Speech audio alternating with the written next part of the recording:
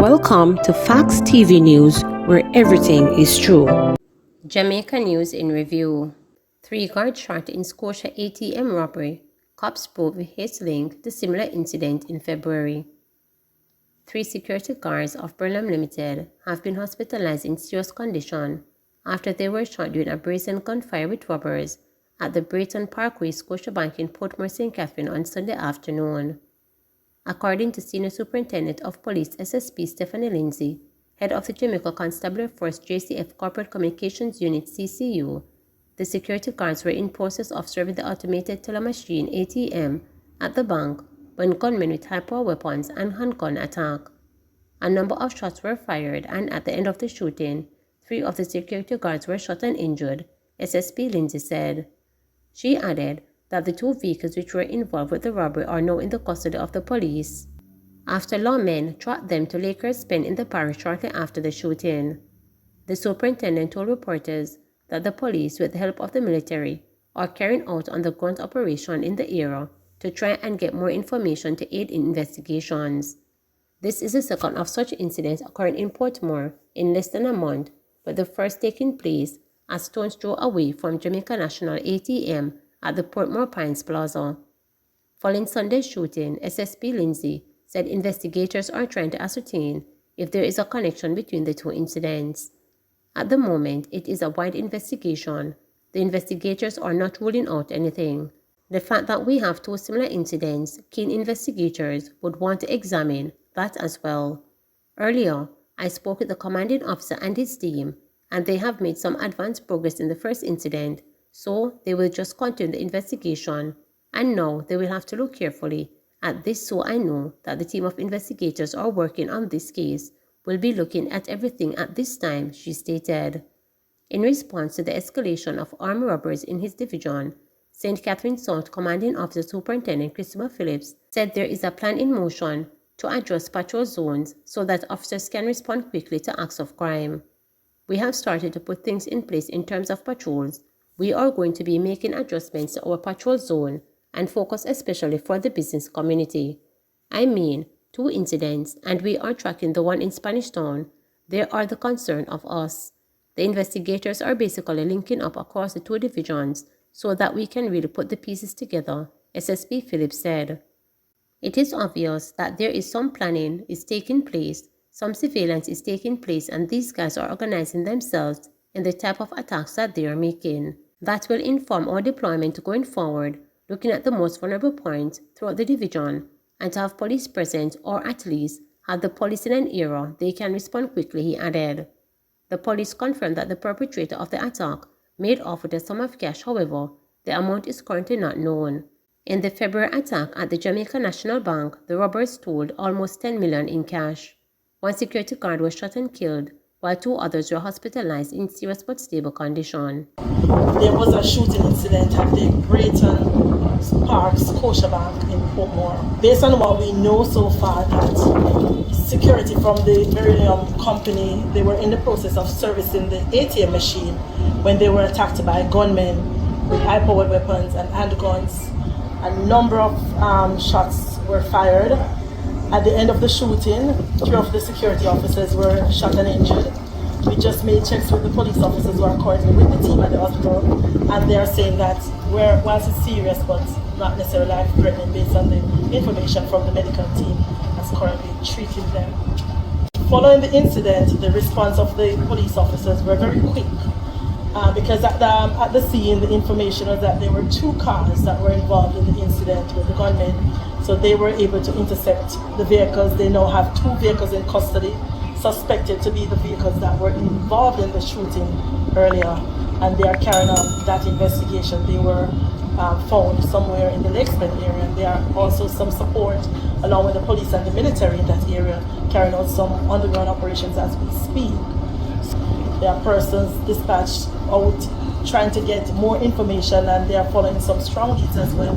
So as the investigation progresses, then we should be able to provide more information. 3 men injured in Birdsucker Lane drive-by shooting. 3 men were left nursing concert wound following a drive-by shooting on Birdsucker Lane, Barbican Road in St. Andrew on Saturday evening. According to the police, the men were at a bar when a car drove up and the occupants shot at them. The men were rushed to hospital after the incident, and up to present time their conditions were unknown. Up to 6:30 p.m. Saturday, investigators were present and the road was cornered off and closed to vehicular traffic. Residents and passersby by flock and outskirt of the lane inquired about the shooting. Also, several business operators closed their shops following the incident. A constable at the Jamaica Constabulary Force Corporate Communications Unit told reporters, "We can confirm the incident, but the names of the victims are being withheld." Hanover shopkeeper stabbed to death. A Hanover shopkeeper was stabbed to death at his business establishment in Hopewell District, Mandeville Bay on Saturday. Police reported that about 5:45 p.m., 21-year-old Christopher Hibbert was inside his business place when a man visited him. Shortly after, both men were seen in a physical confrontation.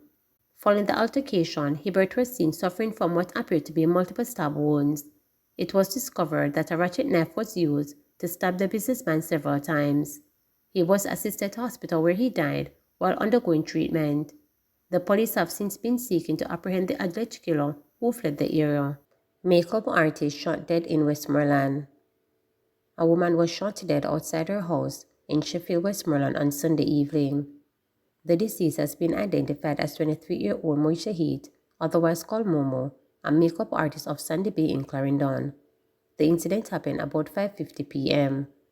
Reports are that Heat and a male companion drove into their yard. Upon exiting the vehicle, they were approached by three men coming from the rear of their house. One of the men called out to the male and told him not to move, after which they opened gunfire at them.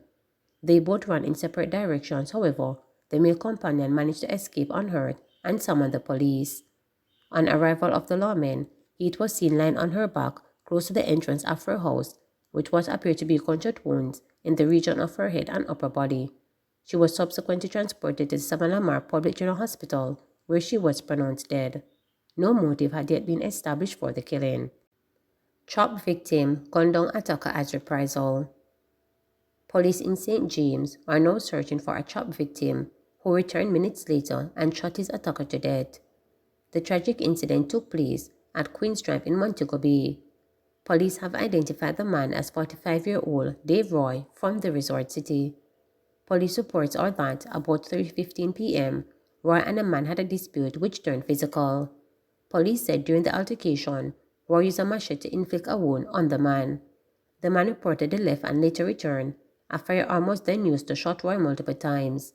The suspect allegedly made good his escape in a waiting motor car.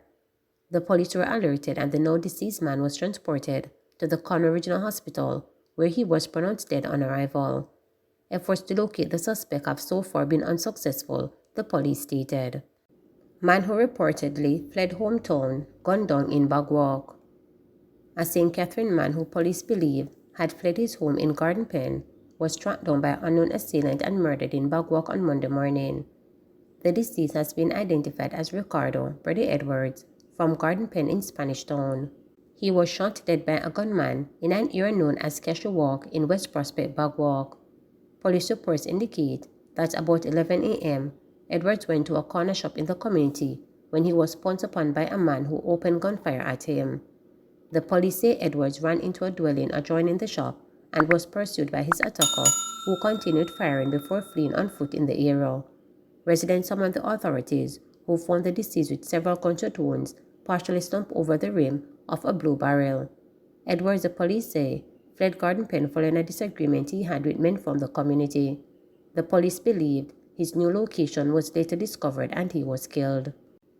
Trial date set for St. James woman charged with 2011 murder of child's father. A 28-year-old St. James woman accused of fatally stabbing her child's father in 2011 will go on trial on January 2024. Crystal Phillips received her trial date when she appeared in the St. James Circuit Court on Monday before High Court Justice Andrea Thomas. Phillips, who was 18 at the time of the crime, is charged with the murder of Ronnie Gray of Cotton Lane in Mount Salem in the parish, who was 23 at the time of his death. When the matter was mentioned on Monday, attorney at law Albert Morgan, who is representing Phillips, was unable to attend owing to illness. Justice Thomas then advised Phillips that her bail was extended until January 15, 2024. Allegations are that about 2:30 a.m. on November 6, 2011, Phillips shows up at Gray's home in Mount Salem and got into an argument with his mother. Sometime afterwards, Gray arrived there and was about to enter his room when Phillips allegedly tried to prevent him from doing so. It is said that he got inside and the accused followed him. Gray was then heard calling for help and Phillips was reportedly spotted fleeing the room with a knife in her hand.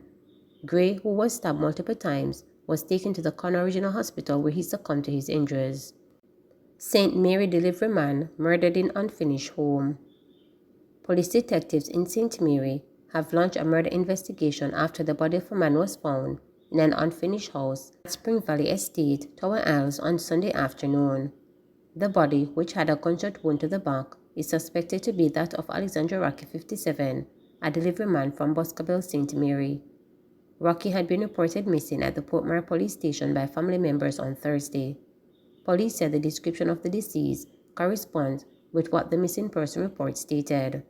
According to the police, at about 5:30 p.m., residents detected a foul odor and observed vultures hovering over the two-bedroom unfinished concrete and board structure. A resident called the police who found the partially decomposed body in the kitchen, lying face down in what appeared to be blood with a gunshot wound to the back. The police reportedly also observed what appeared to be a blood trail leading from the garage area to the body. The body is of dark complexion, medium build, and about 5 feet 6 inches long, and clad in a blue shirt and blue short jeans pants. The police say they are probing reports that a small truck Rocky operates was spotted by family members in Clarendon on Sunday. Body of missing bearer found in Gully.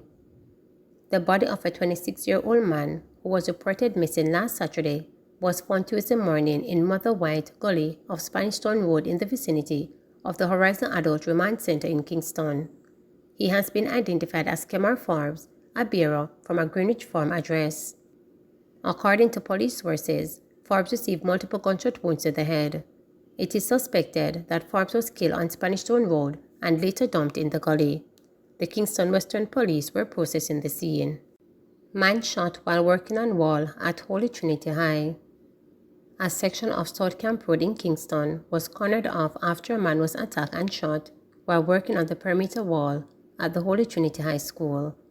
It is reported that the man was working on the wall when he was attacked by unknown assailants.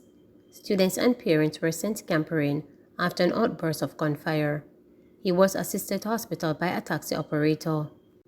Security guard beaten in attempted robbery at Mandeville ATM. A security guard was beaten by gunmen during an attempted robbery at the National Commercial Bank NCB automated teller machine ATM at Bankhouse Mall in Mandeville on Tuesday morning. A police source confirmed that the incident happened about 2 a.m.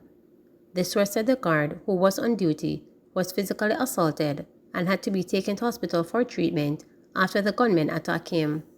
The gunmen reportedly vandalized the ATM but were unsuccessful in removing cash from it. The Manchester police have increased their patrol close to the ATMs and money couriers. We have heightened our presence where criminals might target, said the source. This follows Sunday's brazen attack in Portmore St. Catherine on Burlem carriers.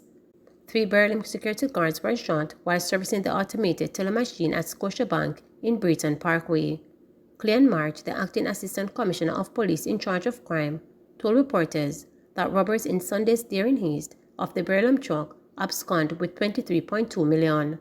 He also revealed that the cops are pursuing several excellent leads to apprehend the perpetrators and that a breakthrough is imminent. Iron dog charged with murder. A man charged with the murder of a woman after her home in 2020 had his case postponed until it appeared in the St. James Circuit Court on Monday. 27-year-old Adrian Campbell, otherwise called Iron Dog, of Red Ground, Mount Pillar in the parish, has been charged with the murder of Venita Brown of the same community. She was 38 years old at the time. When the case was called up for mention before presiding High Court Justice Andre Thomas, the court was informed that Campbell's lawyer, Albert Markham, was ill. As a result, the Crown Counsel requested a new mention date, and the case was rescheduled for July 27. Meanwhile, Campbell, who had been granted bail in an earlier appearance, was brought back into police custody after failing to take up his bail. According to the allegations, at about 7:15 p.m. on September 23, 2020, Campbell kicked open Brown's door and opened fire, hitting her in the upper body. He then escaped. Campbell was held by the police a few hours later at his home and charged with murder. Man who reportedly burglarized Kippridge apartment charge. A St. Andrew man has been snapped with 2 charges after he reportedly broke into dancehall artist Kippridge Portmore St. Catherine apartment. Charge is 21-year-old Kemar Jones of an 11 miles Bull Bay St. Andrew address. The unemployed man who was on Monday charged with housebreaking and larceny following his arrest last week, a source close to the entertainer reported. It was reported that the culprit broke into the DJ's apartment between 10:15 and 10:45 a.m. on March 11 and took off with name-brand sunglasses, jewelry, and cash. Last Thursday afternoon, Kippridge had a change in fortune and collected his chain and Rolex at the Constant Spring Tax office in St. Andrew from an alleged bus driver after following several leads.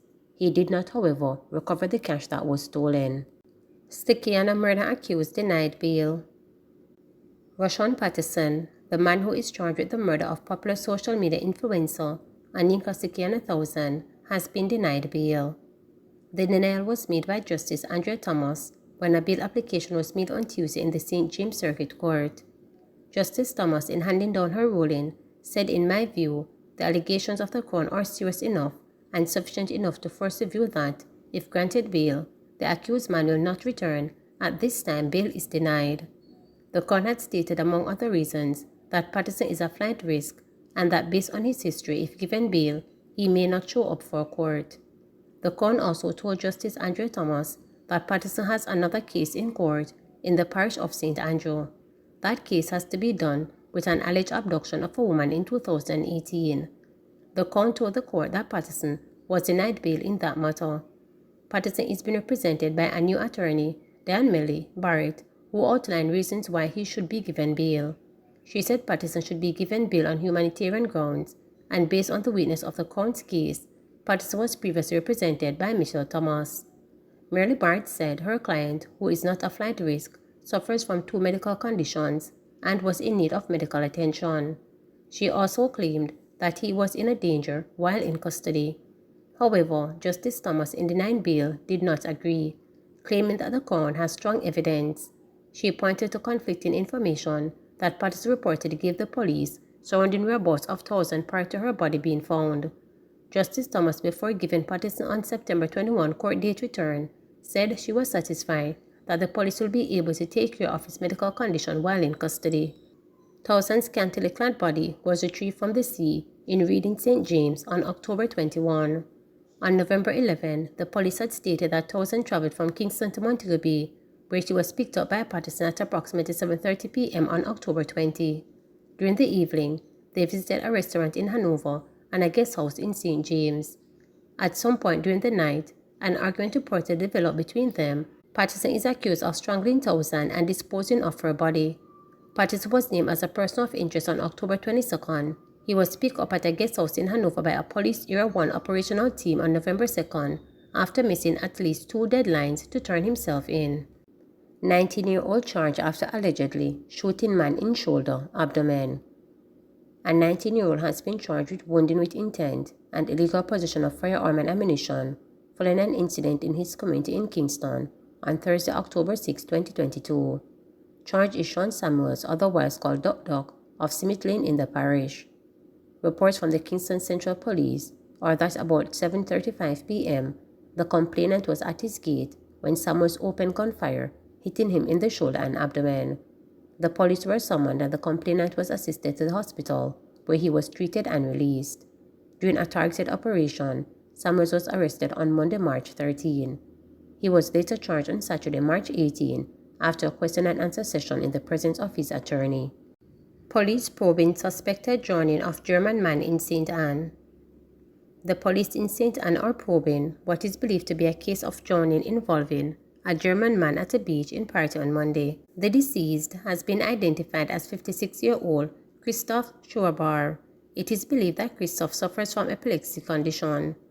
Reports are that sometime after midday, went circling and got into difficulties. He was transported to the St. Anthony Hospital where he was pronounced dead. The St. Anne police are investigating. Please remember to subscribe, like, share, and click the